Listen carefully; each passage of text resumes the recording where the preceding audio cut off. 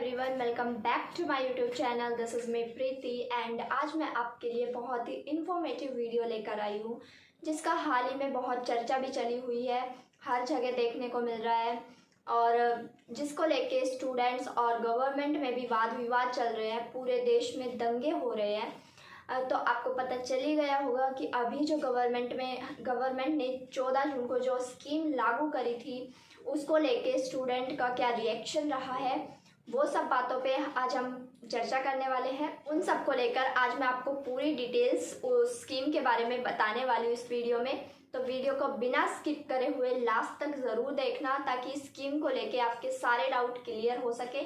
इस वीडियो में आपको क्या क्या बताने वाली हूँ कि अग्निपथ स्कीम जो है वो कब लागू करी गई, किसने लागू की और क्यों की है, इससे गवर्नमेंट को क्या फ़ायदा हो रहा है और स्टूडेंट के लिए प्रॉफिट है या लॉस में है, वो सब बातें हम आगे डिस्कस करेंगे।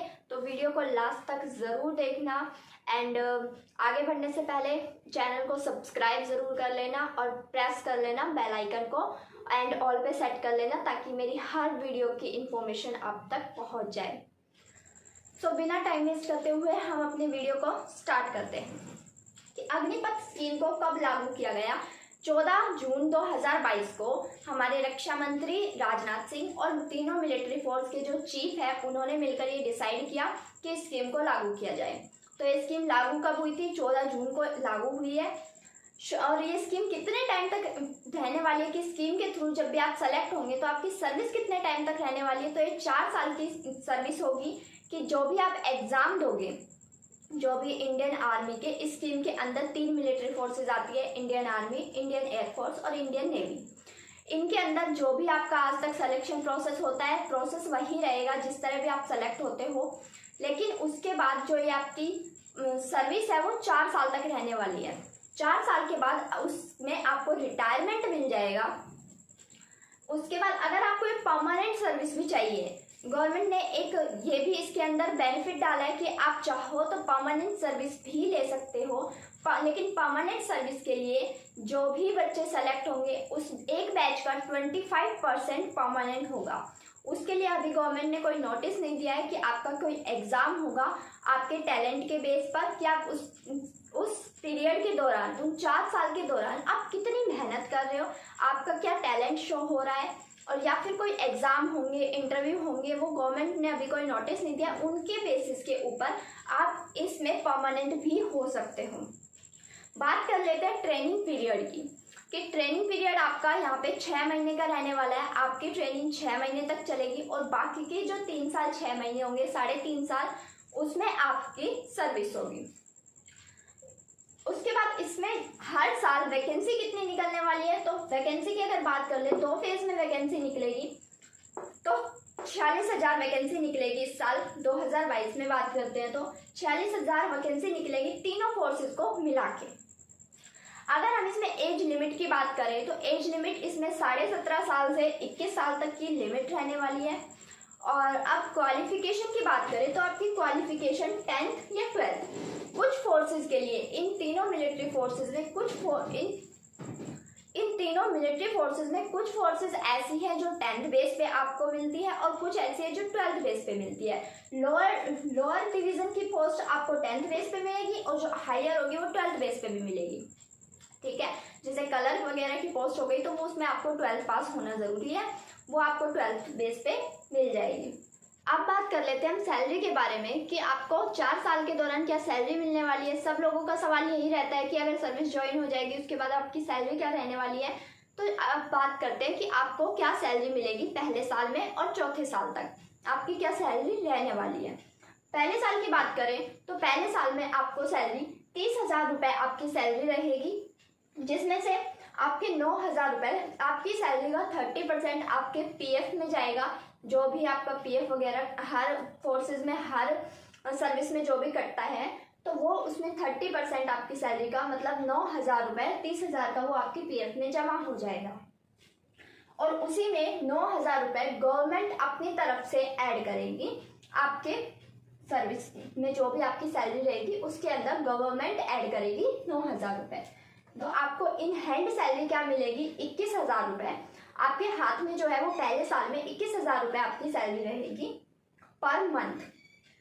दूसरे साल की बात करें तो दूसरे साल में आपकी सैलरी 33,000 रुपये हो जाएगी, जिसमें से आपका वहीं से 30% उस सैलरी का मतलब 9900 रुपये 9,900 रुपये आपका पीएफ के लिए कटेगा और सेम 9,900 रुपये ही गवर्नमेंट ऐड करेगी अपनी तरफ से। तो आपको जो इन हैंड सैलरी मिलेगी वो 23,100 रुपये मिलेगी। तीसरे साल की अगर हम बात कर ले तो तीसरे साल में आपकी सैलरी 36,500 रुपये हो जाएगी। इसका भी सेम 30%, इसका 30% 10,950 रुपये आपका पीएफ कटेगा और सेम 10,950 रुपये गवर्नमेंट अपनी तरफ से ऐड करेगी। और आपको जो इन हैंड सैलरी मिलेगी वो आपकी 25,580 रुपये रहेगी। 25,580 रुपये आपको इन हैंड सैलरी मिलेगी। फोर्थ ईयर की बात करते हैं तो चौथे साल तक आपकी सैलरी 40,000 हो जाएगी। उसका 30% की बात करें तो 12,000 रुपये 12,000 रुपये आपका पीएफ का कट जाएगा और सेम 12,000 रुपये गवर्नमेंट ऐड करेगी। तो आपको जो इन हैंड सैलरी मिलेगी वो 28,000 रुपये आपको दी जाएगी। तो ये सब था आपका सैलरी का। इसमें जो आपका पीएफ कटा है उसका जो टोटल होगा 5,02,000 रुपये, 5.02 लाख रुपीज़ जो भी आपका टोटल होगा और यही गवर्नमेंट का टोटल होगा सेम। ये जो दोनों मिला के आपका टोटल पैसे जमा होंगे उनको इंटरेस्ट के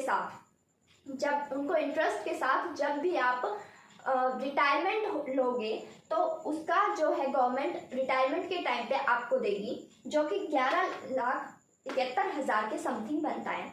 11.71 लाख रुपीज़ बनता है, वो आपको रिटायरमेंट के टाइम पे आपको दिया जाएगा। तो ये सब आपका सैलरी प्रोसेस रहने वाला है, जिसमें आपकी 30,000 से सैलरी स्टार्ट होने वाली है, 40,000 पे ख़त्म होगी और आपका जो भी पीएफ जुड़ता जाएगा गवर्नमेंट अपनी तरफ से भी ऐड करती रहेगी और उसका जो भी इंटरेस्ट के साथ बनेगा वो आपको चौथे साल में जब भी आप रिटायर होगे तो आपको वो दिया जाएगा। उसके साथ ही बात कर लेते हैं कि ज़रूरी नहीं है चौथे साल में आप रिटायरमेंट हो। अगर आप चाहते हो तो आप ये सर्विस को परमानेंट भी कर सकते हो। उसके बाद की जो सैलरी है वो अभी नोटिस में जारी नहीं की गई है। तो अभी मैंने आपको क्या कुछ बताया कि अग्निपथ स्कीम गवर्नमेंट ने लागू की है, जो कि 14 जून को लागू हुई है। तीनों चीफ ने मिलके इस स्कीम को लागू किया है। उसी पे कि आपकी 4 साल की सर्विस रहने वाली है, लेकिन आप इसको परमानेंट भी कर सकते हो। वो आप पे डिपेंड करेगा आप कितने टैलेंटेड हो और जो भी गवर्नमेंट आपके एग्ज़ाम लेगी, जो भी प्रोसेस होने वाला है उसके अकॉर्डिंग आप इस सर्विस को परमानेंट भी कर सकते हो। उसके बाद अगर बात करें तो आपकी इसमें ट्रेनिंग पीरियड 3 साल का रहने वाला है। आपका इसमें ट्रेनिंग पीरियड 6 महीने का रहने वाला है और जो आपकी सर्विस होगी वो 3.5 साल की रहने वाली है। ये आपका इसमें ट्रेनिंग पीरियड रहेगा। जो भी आपकी सर्विस है उसके बाद आप इसको परमानेंटली ज्वाइन भी कर सकते हो, लेकिन नहीं कर पाते हो तो इसमें आपको रिटायरमेंट दी जाएगी 4 साल के बाद और केवल एक बैच से 25% बच्चों को ही परमानेंट किया जाएगा। उसके अलावा इसमें हर साल 46,000 भर्तियाँ निकलेगी, जिसमें तीनों फोर्सेस को मिला के 46,000 भर्तियाँ निकलने वाली हैं। आपकी एज लिमिट 17.5 से 21 साल रहने वाली है। उसी के साथ अगर क्वालिफिकेशन की बात करें तो आप 10th पास हो तो भी आप अप्लाई कर सकते हो और 12th पास हो तो भी आप अप्लाई कर सकते हो। और जो भी इसमें सेलेक्ट होगा उन स्टूडेंट्स को क्या बोला जाएगा, अग्निवीर बोला जाएगा। जो भी अग्निवीर होगा उसके बाद आपको सैलरी, जो भी आपका सैलरी प्रोसेस है, जो आपको सैलरी दी जाएगी, पहले साल में 21,000 सैलरी मिलेगी, उसमें आपका पीएफ कटेगा, उतना ही गवर्नमेंट ऐड करेगी। लास्ट तक जो है आपकी 40,000 सैलरी होगी उसका 30% पीएफ कट के आपको इन हैंड सैलरी 28,000 रुपये मिल जाएगी और जो भी आपका ऐड होगा वो आपको रिटायरमेंट के टाइम पे गवर्नमेंट की तरफ से दे दिया जाएगा। उसी के अलावा इस सर्विस में बहुत सारे जो भी जवान, जो भी अग्निवीर होंगे भर्ती, उनको बहुत सारे प्रॉफिट दिए जाएंगे। जैसे कि आपका जो भी मेडिकल वगैरह है उसका भी शो तो नहीं हुआ है, लेकिन मेडिकल की जो सर्विस है वो भी आपकी फ्री होगी। इसके अलावा आपका इनकम टैक्स नहीं लगेगा। जितने भी आपके जो भी इसमें सेलेक्ट होंगे उनका कोई इनकम टैक्स नहीं लगेगा और जो आपकी भत्ते वगैरह होते हैं वो भी आपको फ्री दिए जाएंगे। लद्दाख में, कश्मीर में, जम्मू में जो भी आपको भत्ते प्रोवाइड होते हैं, जितनी भी प्रकार की सर्विसेज होती है वो आपको फ्री दी जाएगी। और भी काफ़ी तरह की जो इन फोर्सेज में जितनी भी सर्विस प्रोवाइड होती है, जो भी प्रॉफिट होते हैं वो सब इसमें अप्लाई होंगे, सब दिए जाएंगे। और इस स्कीम का फ़ायदा ये है कि 4 साल के बाद जब रिटायरमेंट होगी तो भी आप कहीं पे जॉब करोगे तो भी उसमें काफ़ी फ़ायदा मिलेगा। अब हम बात कर लेते हैं कि इस स्कीम को लागू करने से गवर्नमेंट को क्या प्रॉफिट हो रहा है और स्टूडेंट्स को क्या प्रॉफिट हो रहा है। एक तरफ बात करते हैं कि इसमें स्टूडेंट्स को क्या प्रॉफिट हो रहा है और गवर्नमेंट को भी क्या प्रॉफिट हो रहा है। अगर बात करें स्टूडेंट्स की, तो स्टूडेंट की अगर हम बात करें तो बहुत कम एज में स्टूडेंट को जॉब मिल जाएगी और उसके बाद जब वो 4 साल के बाद रिटायर होगा तो जो स्टूडेंट है उनके पास काफ़ी अच्छी इंटेलिजेंस होगा, काफ़ी टैलेंटेड होगा और देशभक्ति के प्रति काफ़ी उसकी भावना बढ़ जाएगी कि वो देशभक्त होगा। ठीक है। और अगर जब वो रिटायर से वापस आएगा उसके बाद उसका जवान जब वो बन जाएगा तो उसका देशभक्ति को लेके काफ़ी सोच बदल जाएगी और काफ़ी माइंडसेट हो जाएगा, उसका मेंटली जो है वो स्ट्रांग हो जाएगा। तो ये सब प्रॉफिट इसमें स्टूडेंट को रहने वाले हैं और आगे कहीं भी अगर कोई भी उसका करियर होगा उसमें भी इसको काफ़ी प्रॉफिट होगा। ठीक है।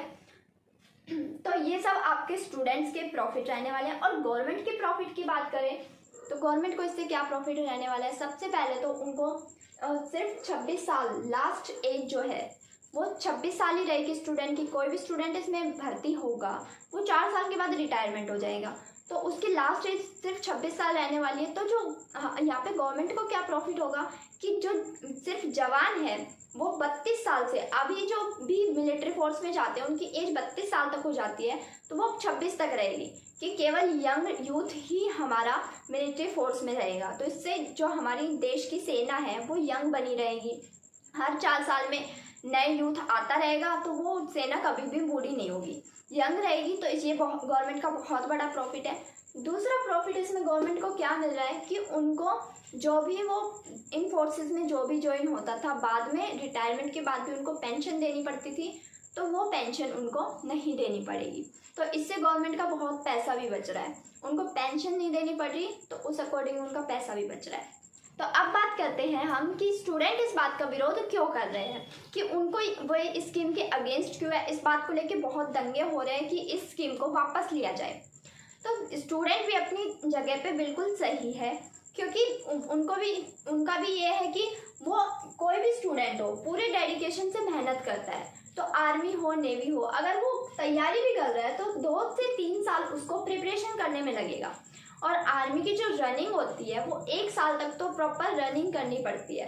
तो इतनी मेहनत से कोई स्टूडेंट अपना करियर सेट करने के लिए मेहनत कर रहा है, 2 से 3 साल वो मेहनत करेगा और फिर भी 18 से 19 साल की एज में अगर जॉब लग जाता है स्टूडेंट तो भी उसको सिर्फ 4 साल के लिए ज्वाइनिंग मिलेगी। 4 साल के बाद उसको रिटायर कर दिया जाएगा।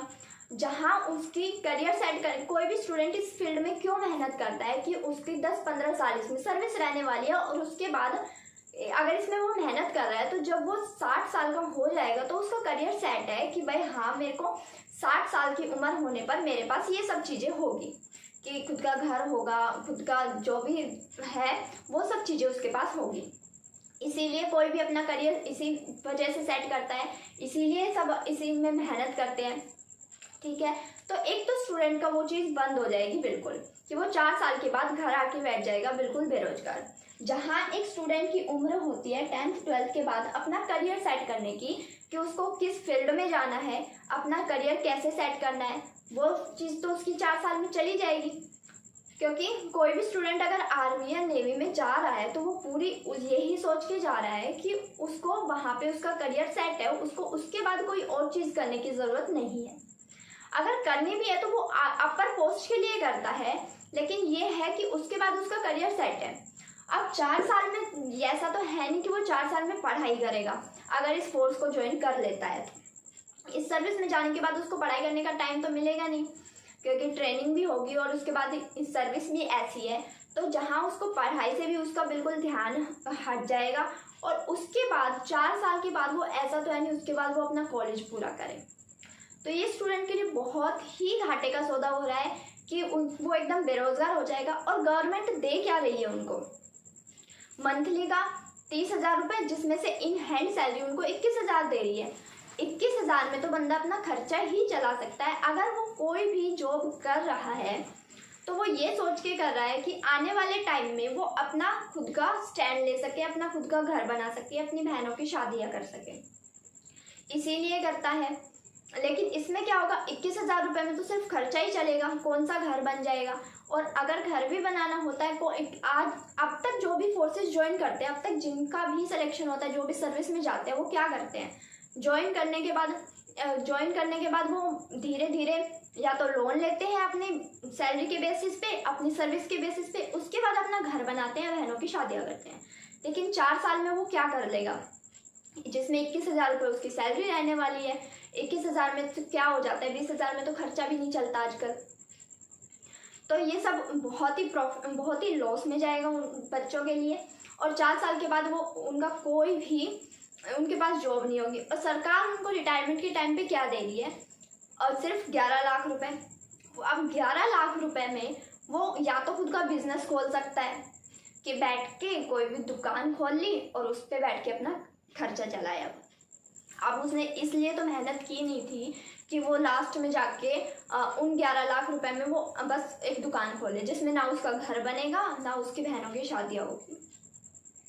ठीक है, तो वो सब इसी बात को लेके स्टूडेंट का भी विरोध करना, उनका भी इस बात के अगेंस्ट जाना काफ़ी हद तक सही है। क्योंकि एक एज होती है एक करियर सेट करने की, जिसको सरकार ने इस तरह से बंद कर दिया है कि 4 साल की सर्विस करती है। अगर सरकार चाहे तो सरकार ये कर सकती है कि 4 साल के बाद वो ऐसा कर दे कि जिनको रिटायरमेंट चाहिए वो रिटायरमेंट ले सकते हैं, सबको ना दे। ऐसा करने से भी ये होगा कि कुछ लोग ऐसे होते हैं जो भी ज्वाइन कर लेते हैं, उसके बाद बहुत लोग ऐसे मिल जाते हैं जिनको रिटायरमेंट चाहिए होती है, उनका कोई भी इशू लगा लो तो वो लोग कर सकते हैं कि वो रिटायरमेंट खुद से ले ले। ऐसा नहीं है कि आप सबको ही वहाँ से हटा दो।